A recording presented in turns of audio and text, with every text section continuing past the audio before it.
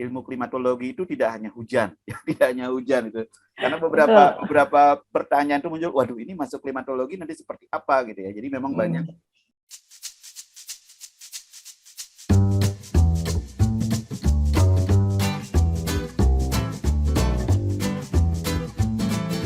Selamat pagi, salam sejahtera untuk kita semua. Selamat datang kembali di kegiatan Menyapa Negeri. Hari ini kita akan lanjut masuk ke kegiatan Menyapa Negeri yang seri kelima. Saya hari ini sudah menghadirkan teman kita, kawan, kolega yang mungkin sudah kita kenal bersama. Ya, beliau adalah juga alumni dari program S1 di program studi dulu namanya agrometeorologi, ya, dan juga alumni di program studi pasca sarjana magister klimatologi, dan saat ini sedang aktif sebagai mahasiswa kandidat doktoral di program studi klimatologi Terapan. Ya. Dan untuk itu saya mengundang saudara Mamnun. Nah, Ibu Mamnun, gimana kabarnya, sehat? Alhamdulillah sehat Pak Putu. Baik ya, mudah-mudahan kita semua selalu dalam keadaan sehat dan dalam kondisi pandemi ini mudah-mudahan segera berakhir ya. Baik.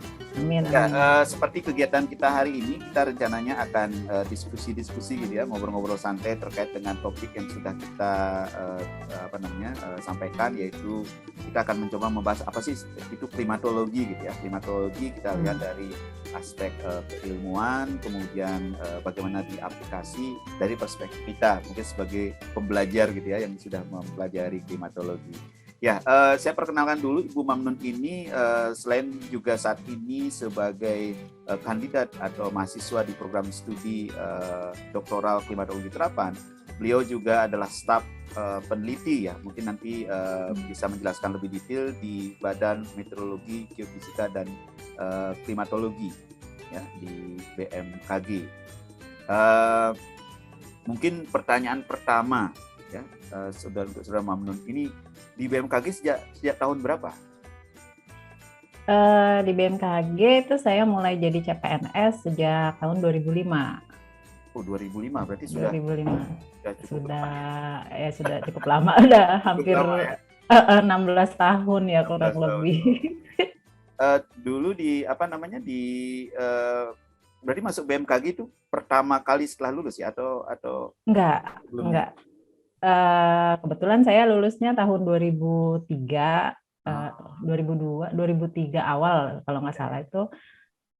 Kemudian sempat di waktu itu magang di konsultan pemetaan, terus kemudian juga lanjut waktu itu ada magang juga di laboratorium klimatologi punyanya Agromet juga waktu itu.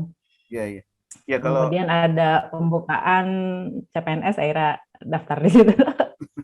Ya, kalau saya lihat di dalam CV yang disampaikan gitu ya, sempat juga sebagai salah satu staf di mungkin konsultan gitu ya, konsultan pemetaan gitu ya, di Bogor waktu itu kalau tidak salah ya. Jadi pada saat mahasiswa lain itu masih dalam sibuk untuk mengerjakan penelitian gitu ya. Jadi beliau ini sudah aktif sebagai ahli pemetaan gitu ya. Jadi sudah mengerjakan kegiatan-kegiatan di bidang spasial.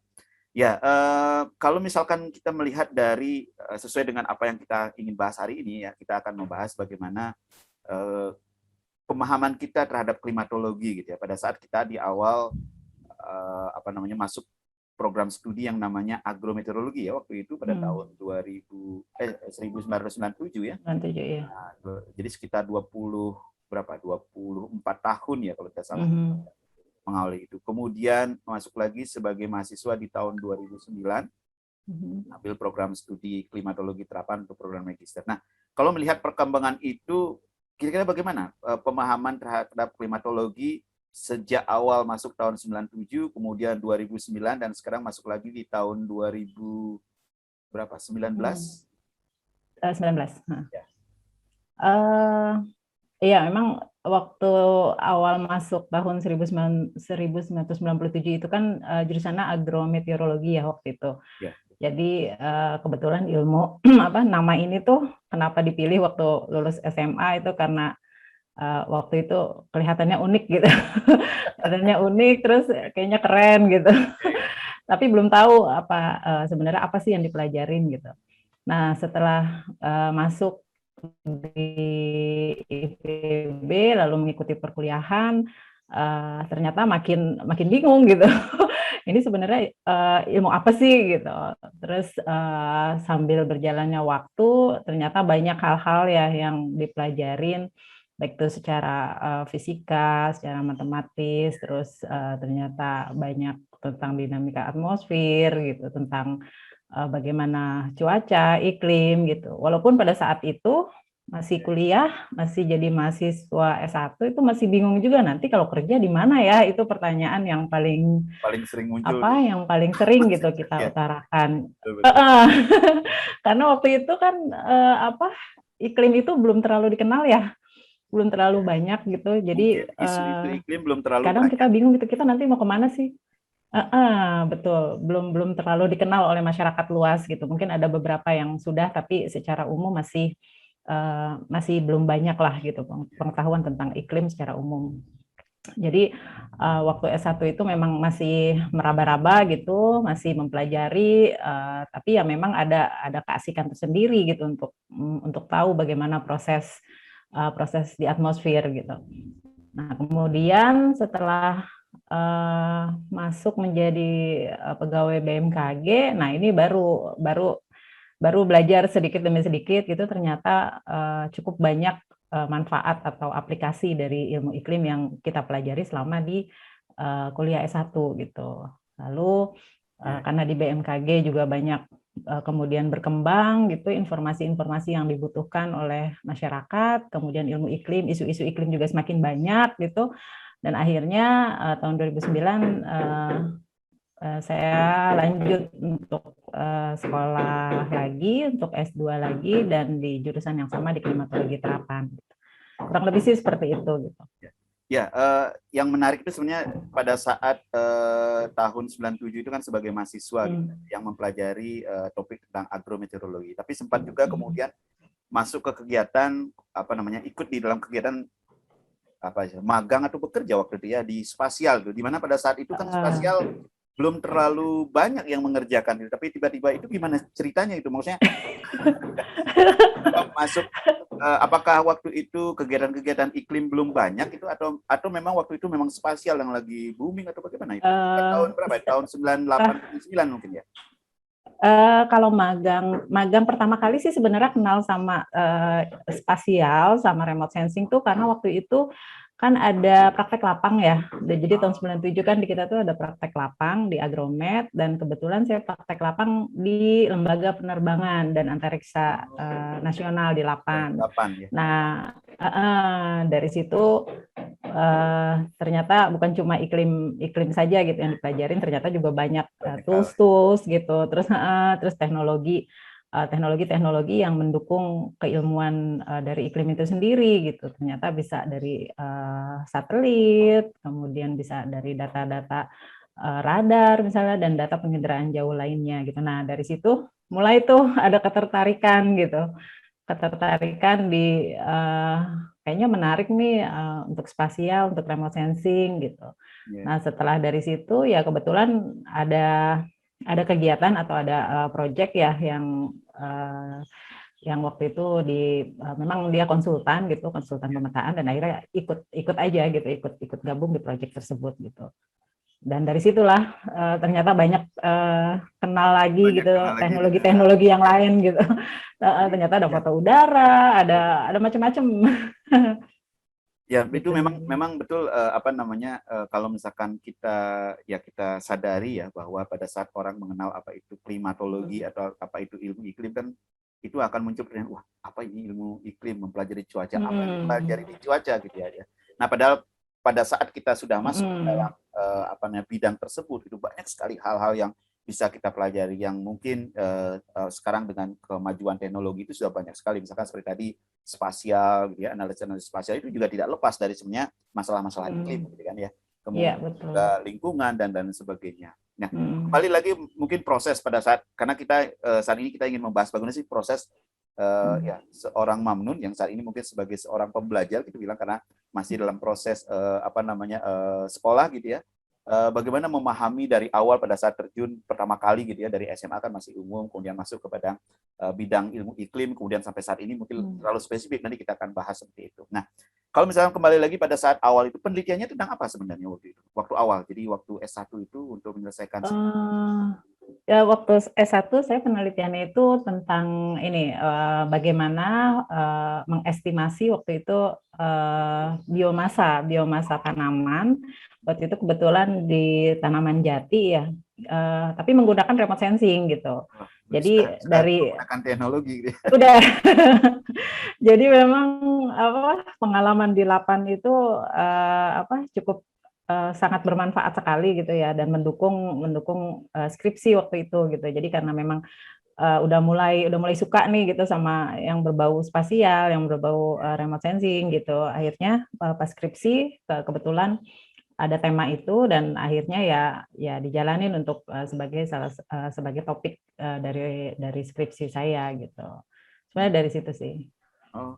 Kalau misalkan terkait dengan topik-topik kuliah gitu ya di waktu program mungkin S1, karena kan kalau kita lihat saudara Mamnun ini, Ibu Mamnun ini sangat merupakan yang konsisten gitu ya.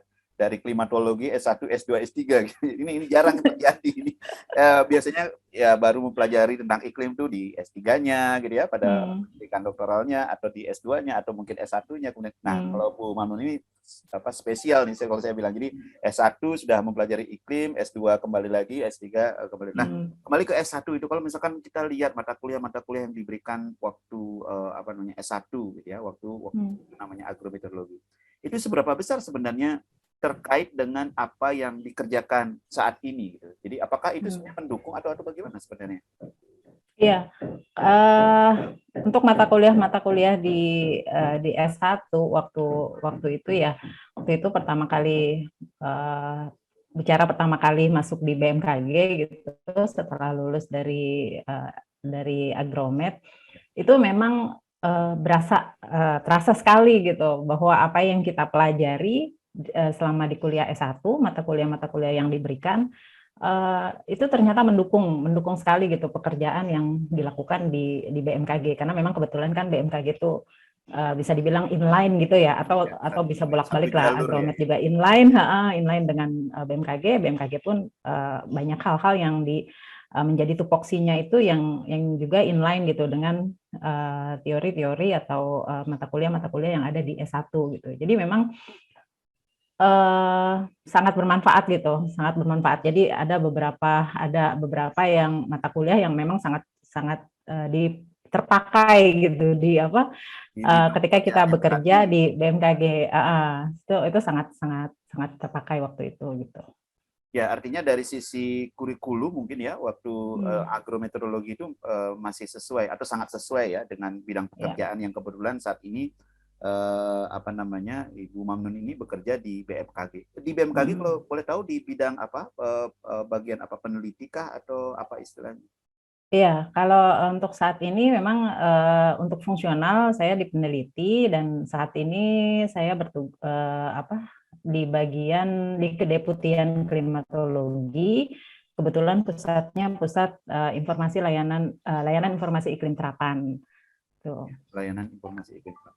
Baik. Nah, kemudian saya kembali ke proses tadi ya. Jadi proses memahami sesuai dengan topik kita hari ini. Kita mencoba Ibu Mamnun ini memahami iklim gitu dari awal, dari agrometeorologi ya, kemudian menjadi klimatologis.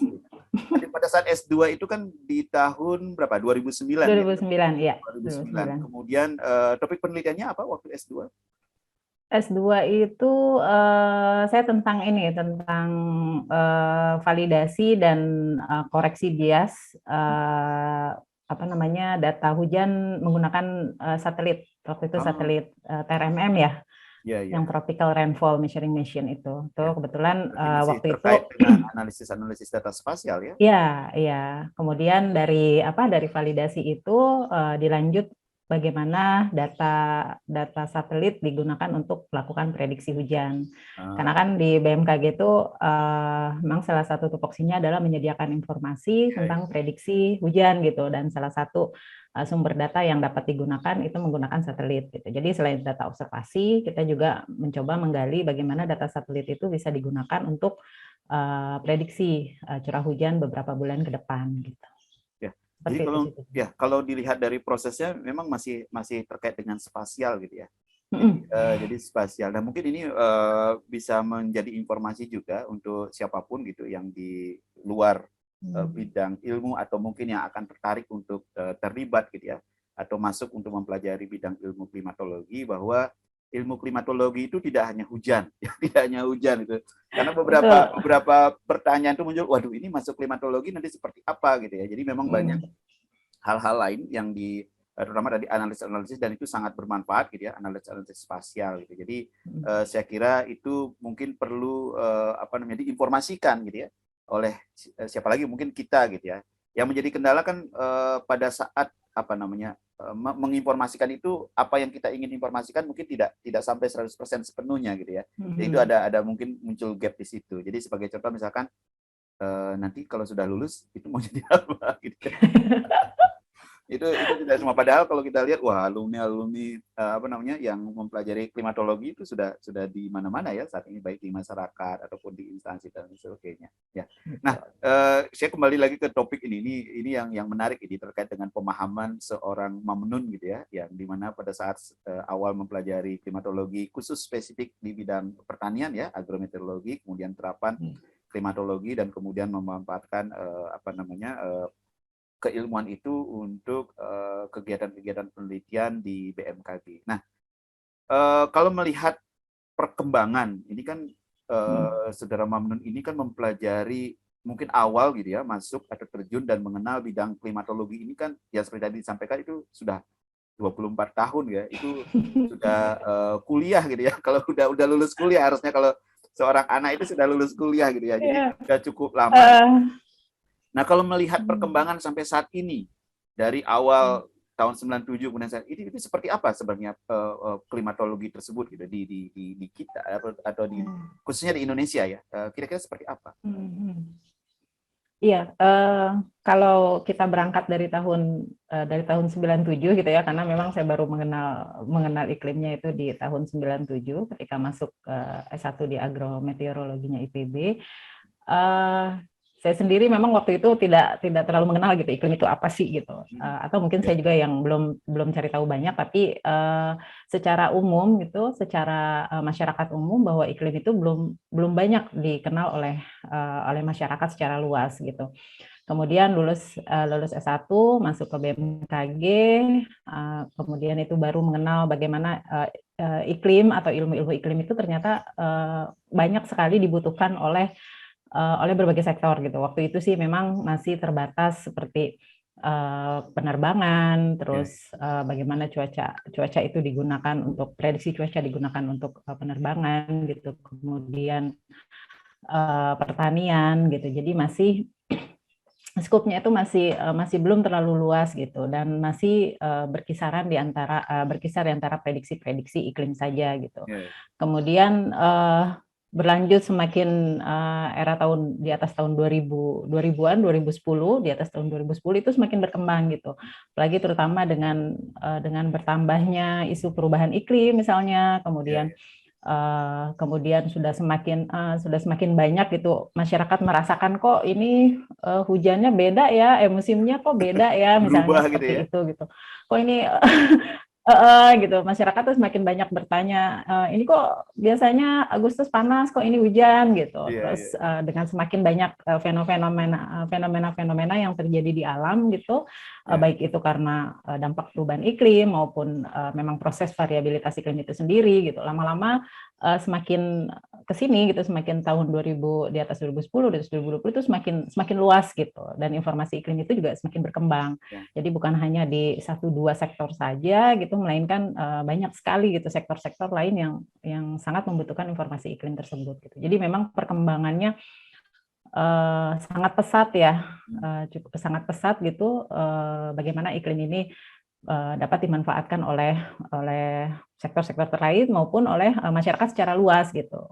Jadi sekarang pun informasi-informasi iklim itu kita gampang sekali kan memperolehnya gitu Mendapatkan melalui ya, media sosial gitu, melalui banyak banyak sekali ya. banyak wadah. Aplikasi-aplikasi juga mungkin banyak ya sekarang. Ya, betul. Ya, ya baik. Jadi apa namanya? Kalau melihat memang perkembangan teknologi itu sangat mendukung ya perkembangan keilmuan ya, termasuk juga keilmuan iklim ya, di mana yang awalnya mungkin lebih kepada konvensional proses analisis dan lain sebagainya, adanya teknologi itu akan berubah gitu, jadi lebih lebih cepat gitu ya, kemudian pelayanan seperti tadi, apalagi sesuai dengan bidang pekerjaan di bidang pelayanan informasi dan lain sebagainya, itu jadi lebih mendukung gitu ya. Nah, sesuai dengan apa namanya yang dijalani oleh Saudara Mamnun ini kan menjalani dua hal keilmuan dan juga aplikasi gitu ya. Makanya sesuai dengan topik yang kita bahas ini klimatologi kalau dari sisi keilmuannya seperti apa, kalau sisi aplikasi seperti apa. Nah, Saudara Mamnun ini kan apa namanya menjalani kedua proses itu secara bersamaan nih saat ini gitu ya. Jadi di satu sisi apa namanya mendalami juga di bidang keilmuan, tapi di satu sisi juga mengaplikasikan. Nah, kalau misalkan melihat, walaupun tadi disampaikan bahwa apa yang saya pelajari di S1 itu semua sangat mendukung ini apa yang sekarang dikerjakan di apa namanya di bidang pekerjaan yang saat ini gitu ya di BMKG. Nah, tetapi kalau melihat secara keseluruhan itu sebenarnya adakah gap sebenarnya antara bidang keilmuan gitu ya yang dipelajari mungkin di kampus ataupun di tempat-tempat lain gitu ya yang dengan sebenarnya apa sih yang dibutuhkan masyarakat terkait iklim ini? Kalau misalkan Saudara Mamnun melihat itu apakah sama aja nih sekarang tidak ada masalah, semua sudah bisa dipenuhi nih dengan apa yang sudah dipelajari, atau sebenarnya ada gap, jadi ada kebutuhan-kebutuhan yang mungkin belum bisa terpenuhi, atau bisa jadi apa namanya keilmuan itu mungkin tidak apa namanya tidak sejalan apa namanya hanya mengikuti gitu, jadi kebutuhannya itu loncatannya lebih cepat dibandingkan dengan perkembangan keilmuan, atau bagaimana sebenarnya?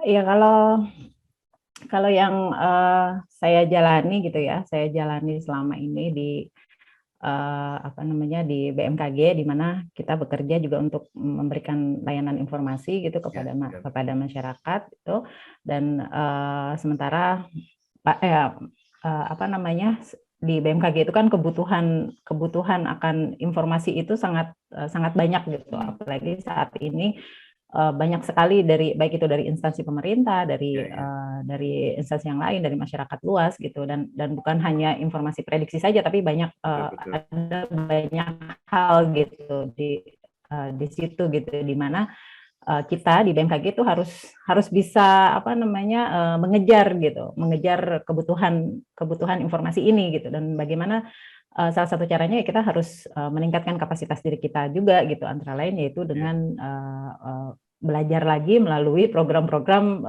yang ada di kampus gitu, melalui sekolah, melalui mungkin banyak training-training yang juga dilaksanakan gitu secara nasional maupun internasional.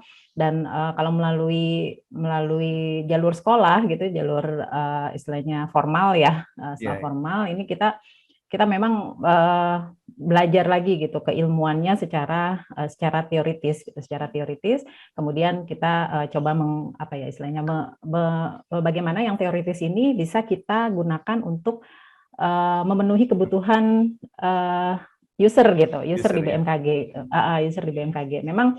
Memang kalau apa namanya kalau di user di BMKG itu kan beragam, ada yang memang tingkatnya apa namanya ya, teknisnya tuh bagus, maksudnya mengerti secara teknis gitu, ada juga user yang tidak mengerti secara teknis. Jadi apa yang dibuat produk oleh BMKG itu harus bisa menambah wawasan atau bisa dipahami oleh masyarakat luas gitu. Nah, ini kan jadi ilmu yang kita pelajari di kampus gitu, di kampus, kemudian kita bawa kita aplikasikan, kemudian kita gunakan untuk bagaimana membuat produk informasi ini, sehingga produk informasi yang tadinya teknis, yang tadinya ilmunya mungkin sulit gitu untuk dipahami, kita coba kita coba cari tampilan lain gitu Diimplementasi gitu misalnya, ya. diimplementasikan supaya bisa lebih mudah dipahami oleh masyarakat gitu. Jadi memang kalau gap itu kalau dari keilmuan ke masyarakat memang ini agak lebar ya, tapi bagaimana Iya, iya, iya. bagaimana produk yang kita buat dengan berdasarkan scientific base gitu, artinya Iya, iya. secara keilmuan, secara ilmiah itu bisa dipertanggungjawabkan, tapi ini juga bisa dipahami oleh masyarakat secara luas gitu. Jadi nggak terlalu yang jelimet-jelimet bagaimana, tapi masyarakat bisa memanfaatkan itu gitu sehingga bisa berguna buat kehidupan sehari-harinya masyarakat gitu. Seperti itu Ya, sih. ya. Jadi mungkin sebagian besar yang tadi disampaikan itu sangat benar ya. Jadi artinya begini. Jadi mungkin selama ini misalkan materi-materi yang diajar di kampus mungkin tidak 100% akan sampai di masyarakat gitu ya. Karena Ya, betul. menurut pemahaman saya sendiri juga bahwa apa yang disampaikan di masyarakat itu banyak sekali hal apa namanya ikutannya gitu ya. Karena di sana ada Ya. memasukkan juga ilmu sosial, kemudian ilmu Mm-mm. komunikasi, termasuk juga teknologi dan lain sebagainya dalam upaya memenuhi sebagai suatu instansi ya memberikan pelayanan kepada masyarakat gitu ya. Dan tentunya bagian-bagian tadi itu tidak didapatkan di dalam bangku kuliah karena kan bidangnya berbeda gitu ya. Di bidang Betul. klimatologi gitu ya, kemudian sosial mungkin tidak terlalu banyak gitu, tapi di masyarakat Ya. kan kita tidak bisa hanya ini loh namanya curah hujan tuh definisinya begini kan tidak begitu kira-kira ya menjelaskan kepada masyarakat. Kemudian kalau misalkan sekian hari tidak hujan tuh begini. Nah, mungkin hal-hal itu yang saya kira perlu gitu ya, perlu kita sampaikan dan ini bukan tugas yang ringan gitu ya. Ini tugas yang cukup berat dan merupakan tanggung jawab kita bersama gitu ya bahwa bagaimana kita mengkomunikasikan keilmuan itu kepada pengguna dengan cara yang dipahami gitu. Nah, jadi dengan cara yang dipahami. Nah, itu saya kira menjadi apa namanya tantangan ya, tidak hanya Ya. saat ini tapi juga nanti di masa yang akan datang dengan perkembangan teknologi dan sebagainya. Nah, terkait dengan hal itu kemudian bagaimana ya kalau misalnya kita menanyakan ini di tempat kerja Bu Mamnun ini sekarang bagaimana kemudian mengantisipasi hal itu gitu. Jadi kan dari sisi keilmuan saya yakin sudah ini ya, sudah apa apalagi mungkin staf-staf di BMKG itu kan sudah pelatihan, sudah tadi pengembangan kapasitas dan lain sebagainya. Nah, kemudian pada saat ingin mendeliver, menyampaikan hal itu kepada masyarakat, kemudian apa kira-kira tantangan atau apa yang dilakukan? Iya, jadi kalau untuk produk informasi yang diberikan oleh BMKG ini memang bentuknya beragam ya. Ada yang memang dia misalnya tampilan satelit gitu, misalnya terus ada Iya, iya, iya. peta-peta, misalnya peta-peta perakiraan gitu. Kemudian ada juga yang informasi yang sifatnya mudah dicerna oleh masyarakat itu juga ada. Kalau misalnya kita lihat di aplikasi-aplikasinya BMKG itu sudah banyak informasi-informasi yang menyasar masyarakat umum gitu. Jadi hari ini hujan gitu, tapi tidak yang misalkan dikasih Kondisi. probabilistiknya 50% Ya, ya. misalnya atau apa gitu yang terlalu sulit gitu, tapi yang Dengan menggunakan apa namanya yang bahasa ini ya, masyarakat ya paham ya. yang lebih mudah gitu, lebih mudah. Atau mungkin ada juga jalur-jalur lainnya, misalnya seperti kita bekerja sama dengan instansi-instansi lain, kemudian kita merangkul seperti misalnya dengan pertanian, kita melakukan sekolah lapang iklim gitu, kemudian kita Ya, ya. bagaimana menerjemahkan informasi iklim itu untuk ke petani, jadi petani itu bisa mengetahui perakiraan musim misalnya atau perakiraan hujan berapa bulan ke depan gitu. Jadi memang ada apa namanya ya, ada kegiatan yang memang Ya, kita ya. melakukan edukasi gitu ke masyarakat. Jadi bukan hanya sekolah lapang iklim, terus ada sekolah lapang apa ya, sekolah lapang nelayan gitu, terus ada sekolah lapang kegempaan gitu. Jadi ini menyasar ke masyarakat dan untuk mengedukasi masyarakat gitu bagaimana memanfaatkan informasi iklim untuk mereka gitu di kehidupan sehari-hari gitu. Wah, menarik ini. Jadi Mhm. ya kami berharap ini proses ini terus berjalan gitu ya. Jadi apa penyampaian penyampaian informasi ini sampai kepada masyarakat dan masyarakat memahami. Nah, saya kembali ke ini menarik ini sebenarnya penelitian yang dilakukan oleh Saudara Mamnun gitu ya terkait dengan tadi Hmm. ada kalau misalkan waktu S1-nya itu kan bagaimana melakukan penelitian menggunakan satelit ya Iya, menggunakan satelit menghitung untuk menghitung mengetahui biomas ya. biomasa, Nah, ya biomasa ya, biomasa. biomasa. Nah. Ini mungkin orang bertanya, ini apa hubungannya ini iklim dengan tanaman? Maksudnya bagaimana menghitung kok ada hubungannya, bagaimana sebenarnya kita menghubungkan gitu ya. Misalnya saya punya iklim, data iklim gitu ya, data cuaca atau kemudian kenapa kita bisa tahu ini bagaimana jumlah biomasanya itu berapa sih produksinya itu bagaimana sih penghubungannya? Mungkin bagi masyarakat ini kaitannya bagaimana gitu. Tapi mungkin karena Saudara Mamnu ini sudah melakukan menjalankan itu bagaimana prosesnya? Iya, jadi Mungkin bisa diceritakan sedikit ya, jadi untuk memberikan gambaran. Merefresh kembali ini iklim, kembali. ya iklim ini apa sih kaitannya nih dengan tanaman gitu ya?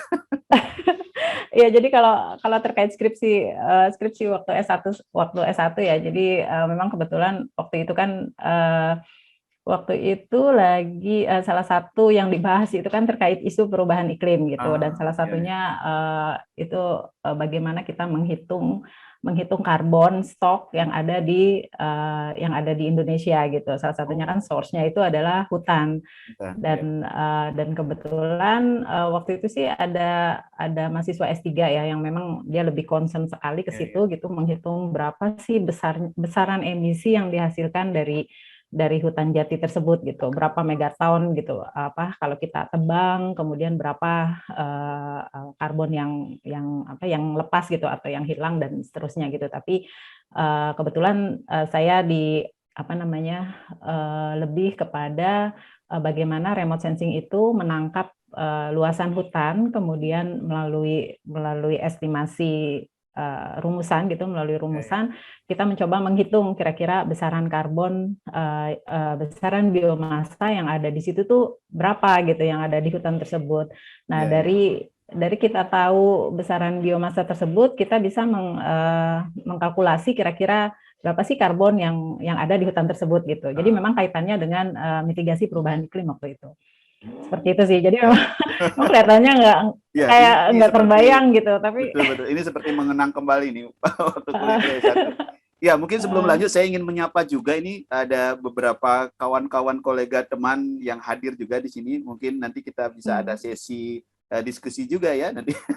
Banyak juga teman-teman yang sepertinya kita kenal ini, banyak ini, ada Pak Pusma gitu ya, Pak Admi, Pak Denny, Pak Jaka, Ibu Petra, Ibu banyak sekali. Jadi kita nanti mungkin ada sesi kita diskusi. Tapi coba kita lanjutkan dulu ini terkait dengan ini, menarik ini untuk mempelajari niat kembali ini iklim kemana sih arahnya gitu ya, sebagai untuk kembali melihat, karena kan seperti tadi disampaikan di awal bahwa iklim itu mungkin bagi sebagian orang masih belum paham ya, mungkin kita bisa katakan seperti itu gitu ya. Kemudian bagi sebagian orang memahami iklim itu sekarang karena ada isu perubahan iklim. Banyak yang memahami iklim itu karena isu perubahan iklim. Kemudian ada lagi mungkin sedikit terkait dengan cuaca dan iklim. Minggu lalu tidak ada hujan, sekarang hujan deras, ini perubahan iklim gitu. Nah, hal itu kan mungkin perlu bukan diluruskan ya, tapi mungkin pemahamannya mungkin kita perlu tingkatkan secara bersama gitu ya, tentu bagaimana memahami iklim itu sendiri, karena jangan sampai hal-hal yang sebenarnya merupakan variabilitas dari cuaca itu sendiri kemudian dijadikan dasar untuk pengambilan kebijakan dan lain sebagainya, itu kan agak berbahaya juga gitu ya. Kalau misalkan jadi hal-hal yang harusnya mungkin berubah nanti di beberapa tahun kemudian dijadikan landasan sebagai pengambilan kebijakan. Nah, saya lanjut lagi karena kita ingin melihat ini pemahaman seorang Mamnun untuk iklim ini dengan proses yang dari 24 tahun sampai saat ini seperti apa gitu ya. Nah, kemudian di S2 itu kan penelitiannya tentang bias correction ya tadi, bias ya. Itu menggunakan data satelit gitu ya. Ya, nah mungkin kalau misalkan bisa diceritakan sedikit itu kaitan, misalnya data satelit itu kan data yang diambil dari atmosfer gitu ya, dari pada ketinggian tertentu, kemudian itu digunakan untuk mengestimasi berapa sih curah hujan gitu. Nah, itu bagaimana prosesnya? Iya. Jadi mungkin dibedakan dulu. Kalau waktu S1 itu saya juga sebenarnya menggunakan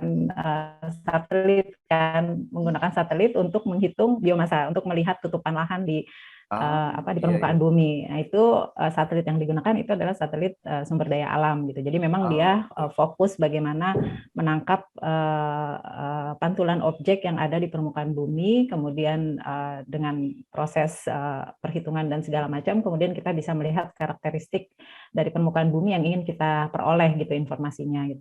Nah, kalau yang satelit hujan ini memang satelitnya berbeda gitu dengan satelit yang sumber daya alam. Kalau yang satelit hujan ini dia memang menangkap bagaimana kita ingin mengestimasi berapa hujan yang terjadi di atmosfer gitu, dan yang kemudian menjadi curah hujan Di wilayah tersebut gitu di ya. wilayah tersebut gitu. Jadi memang ada perbedaan. Nah, kalau untuk validasinya, jadi waktu itu sebenarnya gini, semangatnya ya waktu itu kita kan memang di BMKG ini banyak sekali mempunyai stasiun observasi gitu, Ya, ya. stasiun yang memang dia merekod curah hujan secara Observasi langsung ya. secara observasi langsung gitu. Namun karena Indonesia ini sangat luas gitu, ternyata kan ketersediaannya itu terbatas gitu. Jadi banyak wilayah-wilayah yang memang tidak tercover gitu dari stasiun observasi tersebut gitu. Dan akhirnya dari situ kita coba mencari alternatif lain gitu. Bagaimana wilayah-wilayah yang tidak ada cakupan pengamatan observasi hujan secara langsung, kita cari nih teknologinya gitu. Teknologinya menggunakan yang seperti apa gitu, supaya Ya, ya. kita juga bisa tahu gitu, walaupun nggak ada stasiun pengamatannya, tapi setidaknya kita bisa tahu gambaran hujan di wilayah tersebut gitu. Nah, salah satunya adalah dengan menggunakan produk satelit hujan yang waktu itu saya menggunakan data satelit TRMM. Nah, kemudian satelit TRMM ini kan dia kan menggunakan satelit di atas gitu, tapi Ya, ya. sehingga banyak noise gitu, banyak hal-hal yang berpengaruh juga Halangan-halangan karena pengaruh atmosfer ya. atmosfer ya. Nah, dari situ sebelum kita menggunakan itu untuk memperoleh curah hujan yang sebenarnya atau yang mendekati dari data observasi gitu. Nah, maka kita lakukan validasi gitu data satelit tersebut. Kita lakukan koreksi bias, artinya berapa besar sih simpangan gitu atau error yang ada di satelit tersebut. Nah, setelah kita koreksi, kita kan jadi oke, sekian gitu errornya, atau Errornya sekian ya. sekian Bedanya biasnya, gitu mungkin ya. bedanya antara satelit hujan dengan data observasi, sehingga apabila kita menggunakan data satelit tersebut, kita bisa tahu perkiraannya berapa sih tingkat kesalahannya gitu.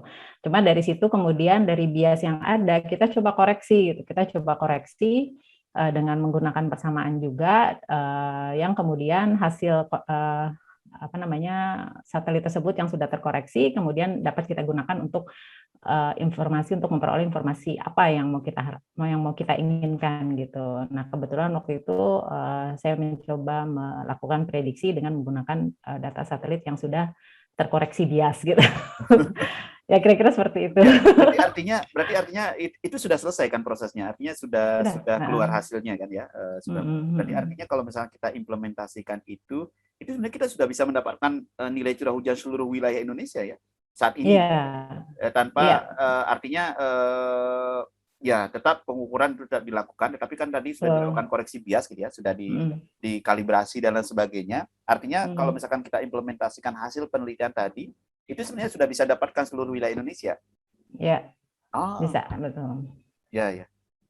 Jadi secara spasial kita sudah bisa gitu.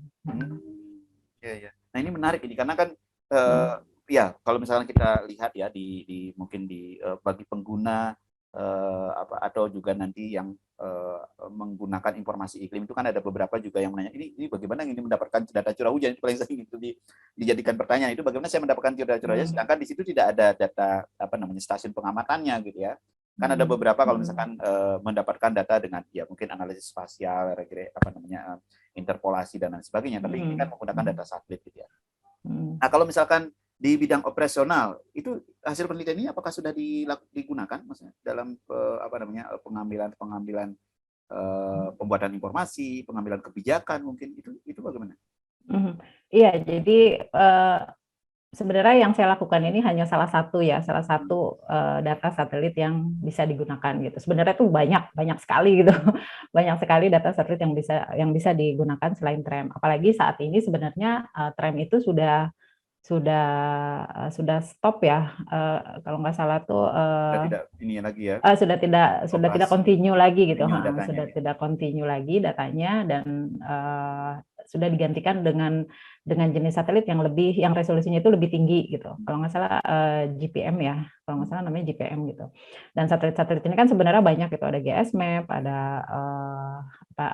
ada lagi Himawari yang dari Jepang gitu. Jadi banyak sekali gitu.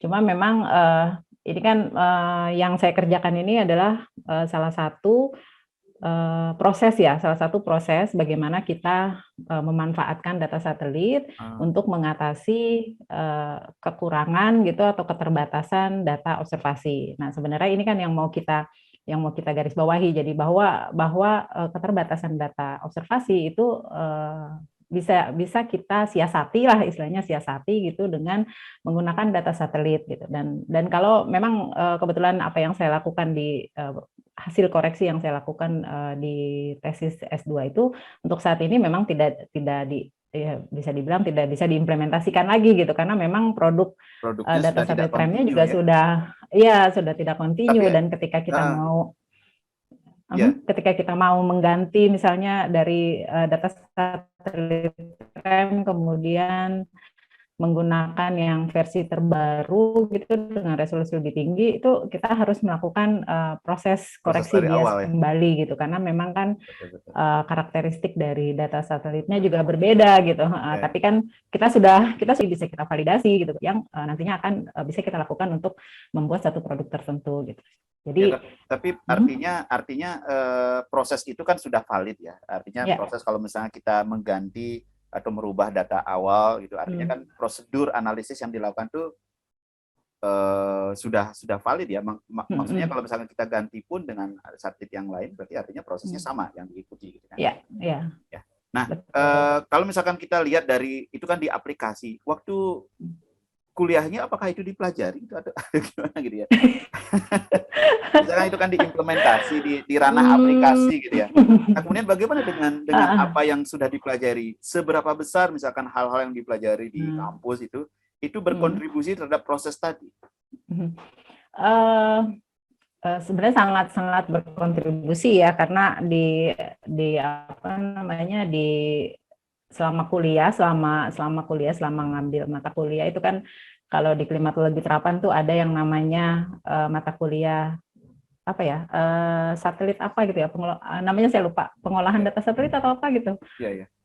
Itu ada gitu, mata kuliah itu ada gitu. Meteorologi satelit lanjut kalau nggak Eh, salah ya. Ya, itu kalau nggak salah itu karena waktu saya beda namanya, terus kalau sekarang Oh kayaknya iya, agak agak beda lagi gitu. mata Tapi kuliah iya betul, walaupun kontennya uh, hampir-hampir mirip kontennya ya. sama, kontennya mirip tapi namanya beda. Jadi Iya. intinya sih belajar bagaimana memproses data satelit lah, itu intinya itu. Jadi dari situ kita belajar dulu teorinya gitu, kemudian kita aplikasikan di tesis kita gitu. Memang ada, bukan cuma itu saja, ada ilmu-ilmu lain yang kita gunakan juga, misalnya kayak bagaimana pengolahan data klimatologisnya kan, karena ketika kita mengoreksi bias kan, data yang kita gunakan tuh datanya panjang gitu, dari bisa 10 tahun, 20 tahun gitu, dan itu kan ada analisis klimatologis juga di situ gitu. Iya, iya. Nah, ini juga ada juga tuh mata kuliah apa itu, metode klimatologi ya.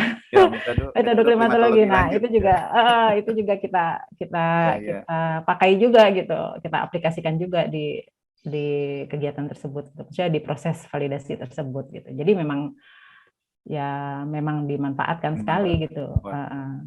Ya, ini menarik ya. Ya, sebagai informasi juga ya untuk siapapun nanti yang menonton kegiatan ini gitu ya, bahwa di program studi kami, kalau misalkan kita lihat nama departemennya, Departemen Geofisika Meteorologi, kami mengampu 3 program studi. Jadi yang pertama adalah program studi sarjana, yang namanya itu adalah program studi meteorologi terapan. Kemudian 2 program studi pasca sarjana, yaitu program studi magister klimatologi terapan dan program studi doktoral klimatologi terapan. Jadi bagi teman-teman atau mungkin Bapak Ibu yang anaknya ingin berkecimpung atau meningkatkan pemahaman, pengetahuan dan ingin terlibat secara langsung di bidang iklim dan terapannya, mungkin bisa bergabung di program studi S1 meteorologi terapan, atau mungkin kalau Bapak Ibu ingin memahami atau meningkatkan lagi pemahaman terkait iklim, bisa bergabung di kami di program studi Magister Klimatologi Terapan dan program studi Doktoral Klimatologi Terapan. Jadi kalau misalnya ada informasi-informasi yang ingin ditanyakan, silakan saja kontak kami. Kami selalu terbuka untuk setiap diskusi, ya, informasi dan sebagainya. Tentu tidak hanya kuliah gitu ya. Kalau misalkan ingin kolaborasi dan lain sebagainya, silakan kontak kami. Mungkin ada hal-hal yang ingin bisa didiskusikan. Nah, saya kembali lagi nih ke Mamnun, Ibu Mamnun ya. Oh ya, sebagai informasi, Ibu Mamnun ini kebetulan kami satu angkatan ya. Ya, satu angkatan tahun 97 ya. Jadi memang kita berangkat dari titik yang sama gitu ya, dari yang tidak memahami sama sekali apa itu iklim waktu itu, tiba-tiba terjun dan mungkin sampai sekarang gitu ya. Nah, kemudian melihat lagi proses yang dijalani oleh Ibu Mamnun ini kan S2, kemudian sekarang menjalani S3, dan dari penelitian yang dilakukan mungkin terkait langsung juga itu dengan iklim, karena iklim kan sekarang sudah kemana-mana ya, tidak hanya di sektor seperti awal di pertanian dan sebagainya, itu sudah berbagai sektor. Dan juga kalau misalkan kita lihat pun sebenarnya obrolan tentang iklim sekarang, ya kalau dulu kita melihat obrolan iklim itu kan di gedung-gedung mewah gitu ya, tertutup, eksklusif gitu ya, dengan aroma kopi yang wah gitu, berbicara tentang iklim gitu. Orang luar tidak tahu itu ada apa iklim. Tapi kan sekarang iklim itu sudah di mana-mana, itu warung kopi pinggir jalan, wah ini bagaimana kita mitigasi iklim dan sebagainya, perubahan iklim. Artinya itu perubahan paradigma tentang pemahaman iklim itu sudah mulai dari setiap level jenjang kehidupan masyarakat gitu ya. Nah, saya kembalikan kepada penelitian yang dilakukan oleh Saudara Mamnun untuk kegiatan S3 ini kan terkait dengan iklim dan kesehatan gitu ya. Mungkin bisa diceritakan sedikit sebagai pengantar, itu apa sih yang dilakukan, itu apa kaitannya sih sebenarnya iklim dengan kesehatan ini, atau berkaitan atau tidak, itu mungkin pertanyaan pertama. Ya, jadi memang ternyata perkembangan ilmu iklim kan ini sangat cukup cepat dari sejak awal dulu mulai kuliah gitu hingga sekarang, ternyata perkembangannya itu sangat besar sekali gitu. Bukan hanya nasional gitu, tapi dari secara global juga concern lembaga-lembaga yang terkait di bidang iklim itu sekarang sangat ini sekali gitu, sangat intens gitu, sangat intens sekali, apalagi terkait sudah kemana-mana dengan sudah banyak sekali, sudah terkait ke berbagai sektor. Jadi bukan, kalau dulu mungkin hanya terfokus di bidang cuacanya saja gitu. Nah, kalau sekarang udah lebih ke aplikasi, bagaimana keterapannya gitu, bagaimana ilmu iklim ini dimanfaatkan oleh sektor-sektor lain gitu, bukan hanya pertanian gitu. Kalau pertanian mungkin sangat jelas sekali gitu ya, bahwa tanaman padi itu sangat membutuhkan air, sangat membutuhkan hujan, irigasi, dan ketika kering dia akan mati dan seterusnya gitu. Tapi ternyata ilmu iklim ini ilmu iklim itu sekarang ke berbagai sektor gitu. Jadi selain pertanian, sekarang itu banyak sekali dikembangkan informasi iklim yang terkait dengan misalnya iklim perkotaan, kemudian infrastruktur seperti energi terbarukan, kemudian ada juga ke sektor sumber daya air, kemudian ke sektor kesehatan itu sendiri gitu. Di mana mungkin salah satu sektor kesehatan sebenarnya banyak juga gitu. Jadi banyak penyakit-penyakit. Ini terkait penyakit ya. Terkait penyakit, terutama misalkan vector-borne disease gitu, di mana penyakit tersebut terkait dengan vektor-vektor atau hewan-hewan yang ada di sekitar kita gitu. Dan ini seperti misalnya kita sudah tahu seperti malaria, kemudian ada juga denggi atau demam berdarah gitu, atau yang lainnya gitu kan. Ini sangat berkembang gitu penelitian yang terkait di bidang ini, dan ternyata kan dari sekian lama penelitian yang sudah dilakukan, ini banyak sekali ditemukan gitu bukti-bukti bahwa ternyata penyakit-penyakit yang terutama terkait dengan vector-borne disease ini itu berkaitan sekali dengan faktor iklim gitu, seperti curah hujan, suhu, dan kelembaban gitu. Jadi saya pengen tahu lebih jauh lagi gitu, bagaimana sih sejauh mana gitu iklim mempengaruhi perkembangan terutama spesifik saya di DBD ya, di denggi gitu, terhadap perkembangan kasus ini, karena ternyata kasus DBD ini kan dari waktu itu tahun pertama kali ditemukan tuh tahun meningkat ya. 1968 dari cuma 2 wilayah, sekarang sudah hampir di seluruh, bukan hampir sih, memang udah di seluruh provinsi yang ada di Indonesia. Bahkan di Papua sendiri yang tadinya Iya, iya. hanya malaria aja di sana, ternyata sekarang sudah banyak gitu kasusnya gitu di sana. Jadi Iya, iya, iya. nyamuk pembawa atau vektor pembawa virus dengue ini juga sudah menyebar gitu. Dan Udah secara pindah. global juga Udah, sudah meningkat nih, udah pindah, udah menyebar, udah meluas gitu dari yang mungkin dulu sekitaran Katulistiwa gitu, sekitaran ya. tropis, sekarang sudah semakin meningkat ke lintang yang lebih tinggi lagi gitu. Nah, ini mungkin ada kaitannya dengan perubahan iklim misalnya, dengan kondisi lingkungan dan seterusnya gitu. Nah, kira-kira seperti itu. Jadi bagaimana nanti Kaitannya ya. faktor-faktor iklim ini mempengaruhi dari perkembangan hidup dari faktor yang mengakibatkan Ini ya, kejadian DBD tersebut. ini kajiannya di mana? Itu kira-kira. Akan di Indonesia kah? Artinya di seluruh wilayah Indonesia atau di beberapa wilayah lain di luar Indonesia yang akan menjadi kajian yang akan dilakukan untuk melihat bagaimana keterkaitan iklim tadi dengan kesehatan ini. Lokasi studinya akan di mana rencana? Rencananya untuk wilayah Indonesia, jadi mungkin saya akan analisis dulu untuk wilayah Indonesia itu seperti apa istilahnya tuh bagaimana sebaran atau secara spasial secara seluruh wilayah Indonesia itu ketergantungan penyakit DBD ini terhadap iklim itu sejauh mana, faktor iklim apa saja sih yang dominan mempengaruhi penyakit tersebut di wilayah tertentu di Indonesia gitu. Nah, kemudian setelah itu kita peroleh ketergantungan tersebut kita peroleh, kemudian nanti kita akan lebih spesifik ke satu wilayah tertentu, dan kemudian dari situ kita akan melihat lebih jauh baik itu hubungannya, baik itu karakteristiknya, kemudian bagaimana memprediksinya, lalu bagaimana menghasilkan peringatan dini gitu dari faktor iklim tersebut, betul. supaya nanti meminimalisir gitu kemungkinan terjadinya outbreak atau kejadian luar biasa dari penyakit dengue tersebut. Ya, kira-kira seperti itu.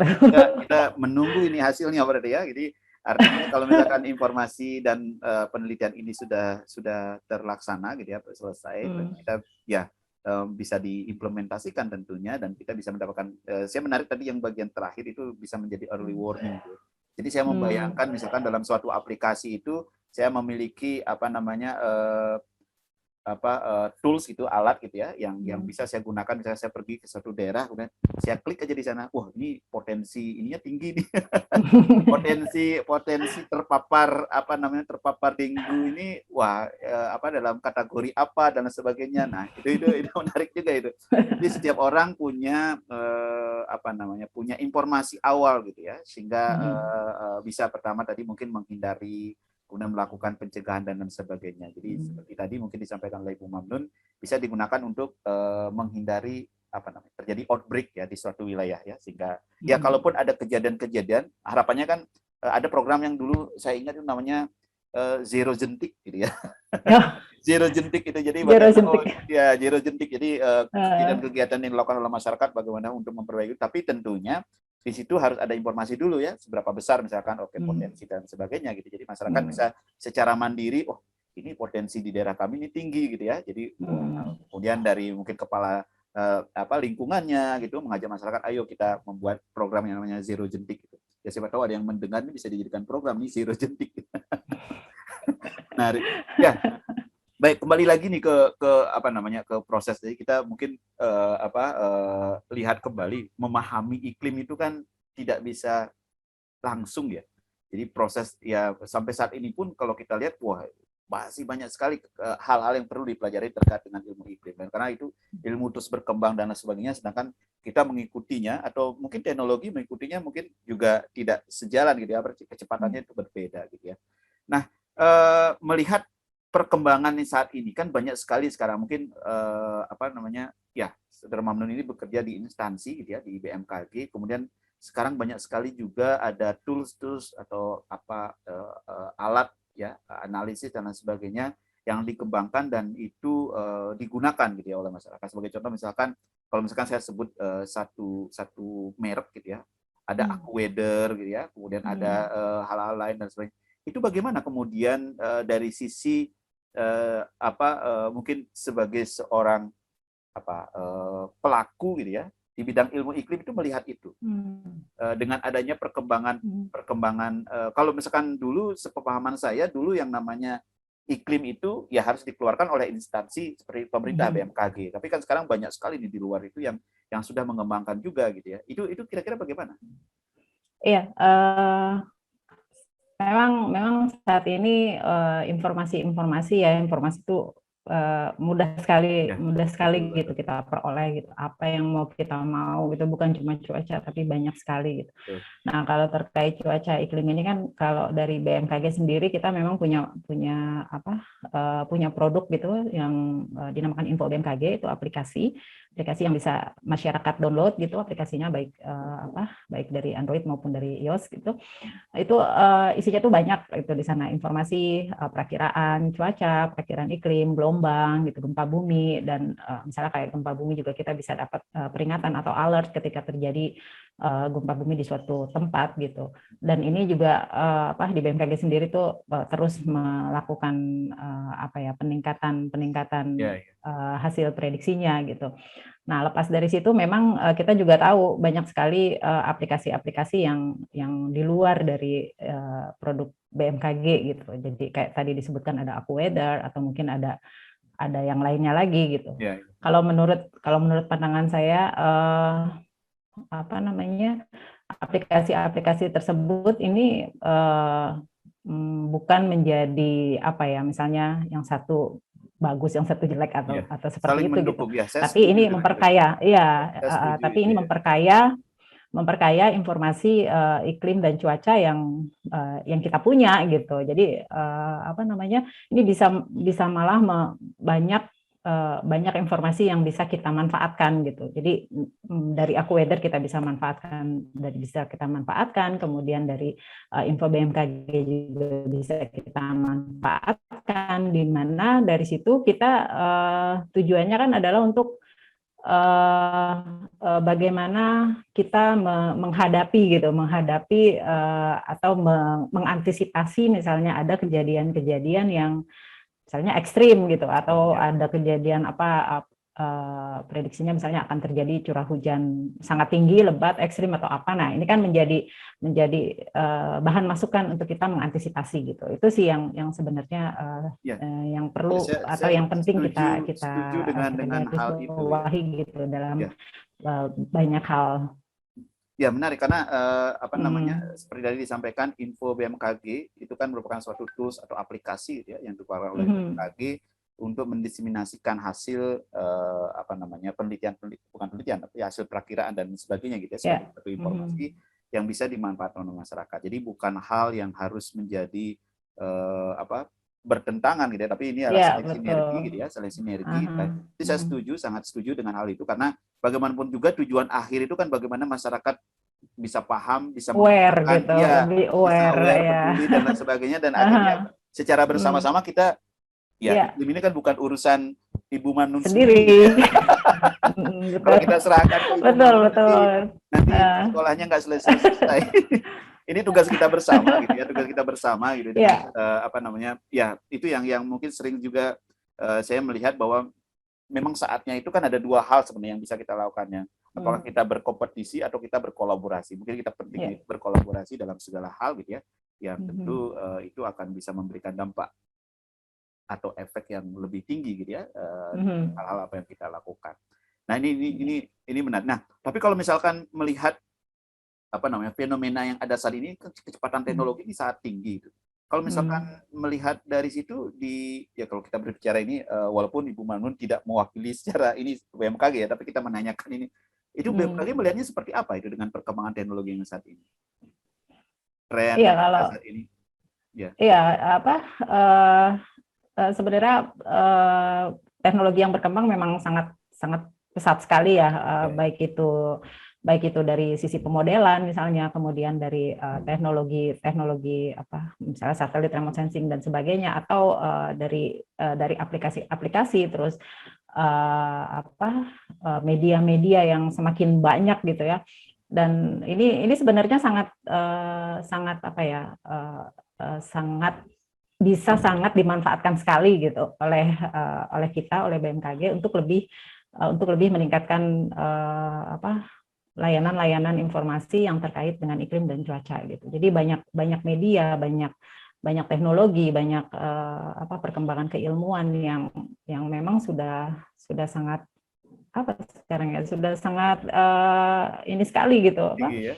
banyak sekali gitu yang bisa Ya. bisa dimanfaatkan terus menerus gitu, bisa digali terus menerus untuk ya itu, untuk memperbaiki, untuk meningkatkan layanan dan seterusnya gitu, dalam produk-produk baik itu mau website, mau media sosial dan sebagainya gitu, aplikasi dan sebagainya gitu. Jadi memang Saya ya melihat harus bisa dimanfaatkan. perkembangan teknologi itu kan sedemikian Hmm. pesat ya, sedangkan perkembangan keilmuan itu, nah ini perkembangan keilmuan itu kan ya apakah sepesat itukah gitu ya, karena belum teknologi satu belum termanfaatkan secara maksimal. Itu seperti tadi aja dicontohkan misalkan yang TRMM ya, untuk curah hujan dan sebagainya, itu yang belum termanfaatkan secara maksimal, sudah discontinue dan lain sebagainya. Kemudian nanti muncul lagi teknologi lain, begitu kita menggunakan itu langsung. Kemudian nah ini mungkin perlu saya tidak tahu bagaimana ininya, tapi paling tidak perlu memahami juga bahwa teknologi saat ini sudah sangat berkembang gitu. Jadi harus diimplementasikan. Dan sebenarnya kita kalau saya melihat kita sendiri kan mungkin kita termasuk pendatang juga terlihat di zaman ini gitu ya. Zaman ini kan dimiliki yang disebut dengan apa istilahnya zaman milenial atau apa gitu. Itu kan merupakan zaman yang mungkin kita sendiri sebagai orang asing sebenarnya gitu.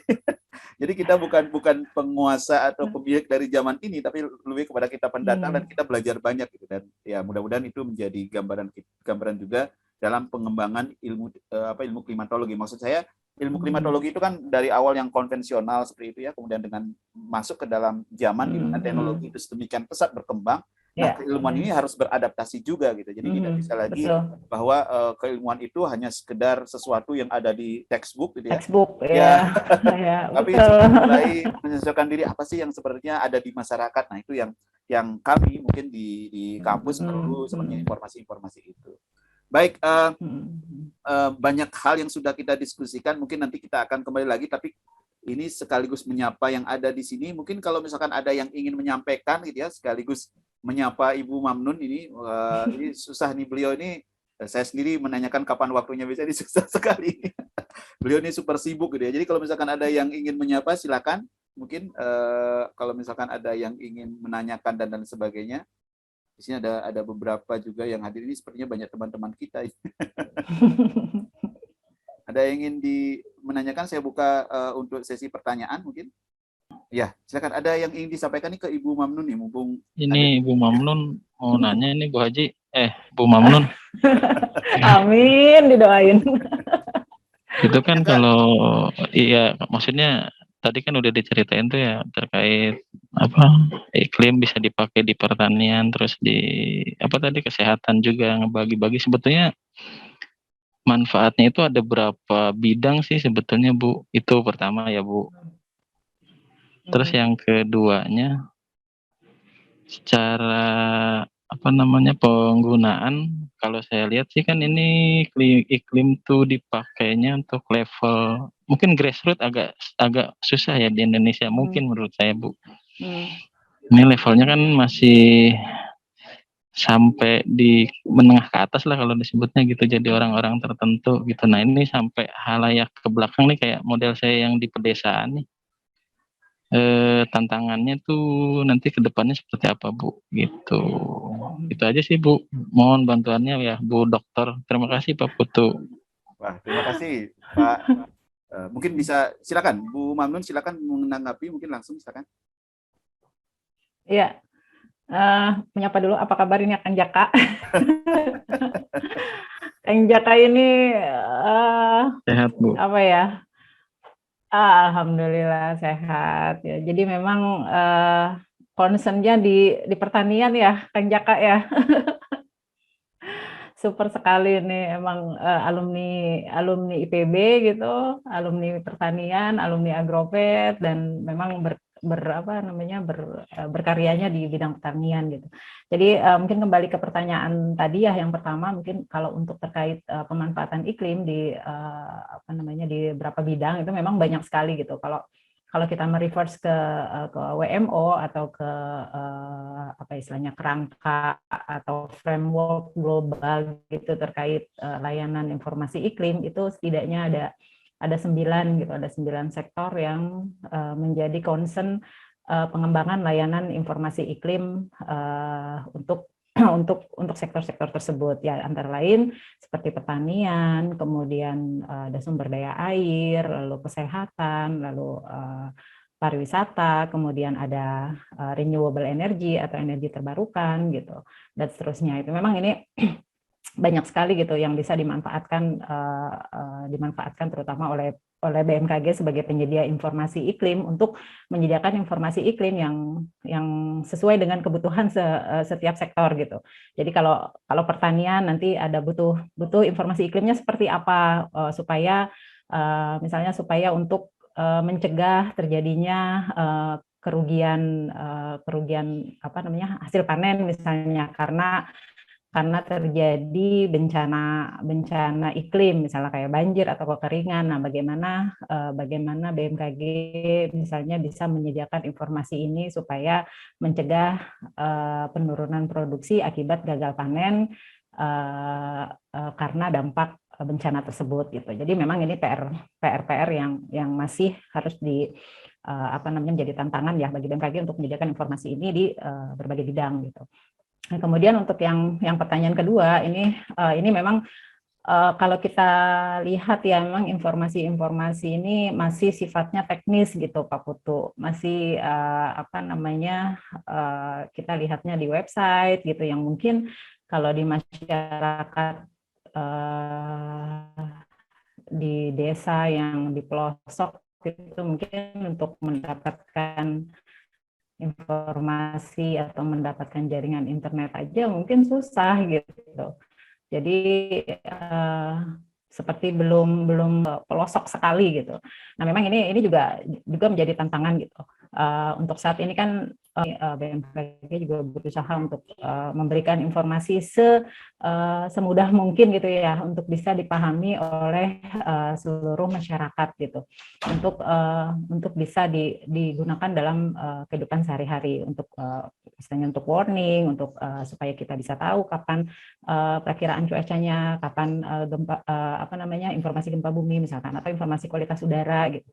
Nah, memang untuk yang pelosok desa ini perlu kita masih perlu masih perlu pengembangan, masih perlu sinergi gitu, masih perlu kolaborasi dengan ya mungkin dengan Pemda di wilayah Kang Jaka sekarang tinggal gitu. Jadi bagaimana nih kita bisa memberikan informasi ini supaya sampai ke masyarakat gitu. Mungkin di masyarakat ada grup-grup WA misalnya ya, misalnya ada grup WA gitu. Nah, kita apakah ini bisa nanti bisa akhirnya dari BMKG, kemudian kita melalui Pemda misalnya gitu ya, terus dari Pemda bisa menyentuh ke masyarakat, seluruh masyarakat yang ada di wilayahnya gitu. Jadi memang hal-hal ini yang masih kita kembangkan gitu.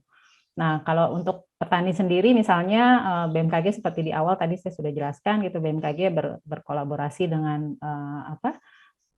Kementerian Pertanian atau Dinas Pertanian di wilayah. Ini kita juga coba memberikan pemahaman gitu kepada masyarakat, kepada petani khususnya, untuk bagaimana mengetahui informasi iklim untuk pengembangan atau untuk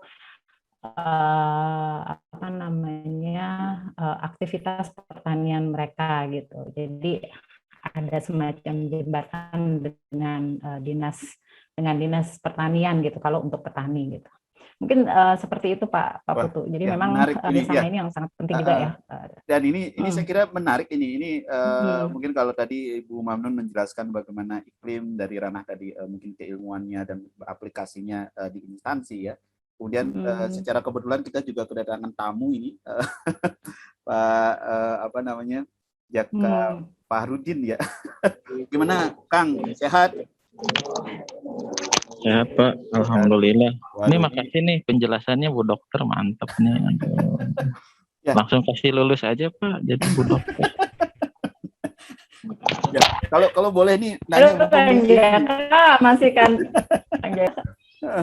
kalau boleh nanya nih, Kang Jaka masih apa namanya, masih bergelut di iklim kah atau bagaimana nih? Gimana Pak? Malum Masih nih agak ini. masih bergelut di iklim?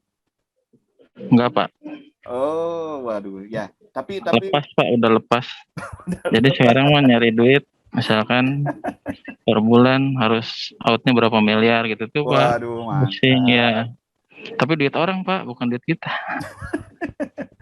Oke, sip. Itu Mantap, aja sih. mantap. Ya, baik. Terima kasih, Pak Jaka. Mungkin kita akan coba ke yang lain. Di sini ada yang sudah open kamera ini. Silakan. Izin Pak dosen. Oh ya, silakan Pak Pusma. Iya, saya tertarik ini dengan topiknya Mbak Mamnun ini. Yang saya mau tanyakan ini kan ada sekarang pergeseran cuaca ini sudah banyak perubahan. Nah, dia mengkaitkannya dengan kondisi kesehatan. Apakah di penelitian ini dalam 12 bulan ini bisa ditentukan ini Mbak Mamnun ini bahwa di bulan ini sampai ini penyakitnya akan muncul. Di musim kemarau ini penyakitnya akan muncul. Ataukah seperti apa ini kajiannya ini? Terima kasih. Wah, terima kasih. Ini Pak Pusma ini juga alumni ya. Apa namanya, dan sekarang mungkin sudah banyak bergelut di bidang iklim, di bidang lain. Silakan Bu Mamnun, bagaimana menanggapi terkait dengan bagaimana apakah bisa ditentukan misalkan bulan-bulan tertentu yang dominan gitu mungkin ya penyakit dominan tertentu yang bisa muncul. Silakan.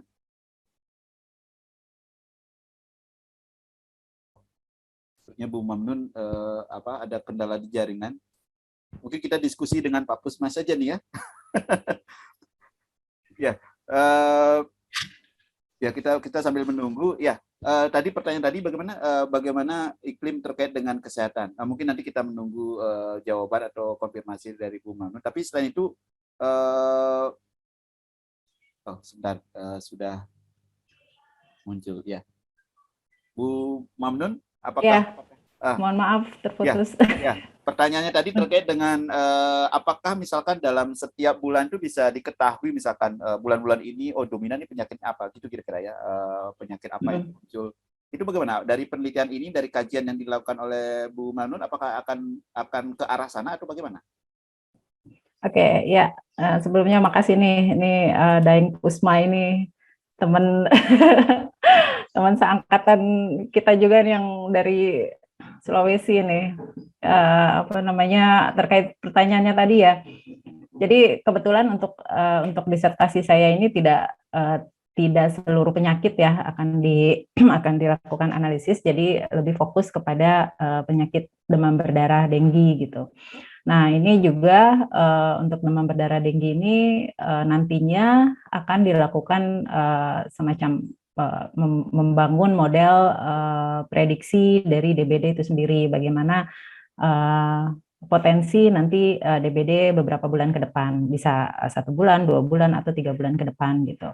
Jadi lebih melihat ke penyakit DBD saja gitu, belum ke penyakit yang lain. Nanti nggak selesai-selesai kalau terlalu banyak penyakit yang dikerjakan gitu.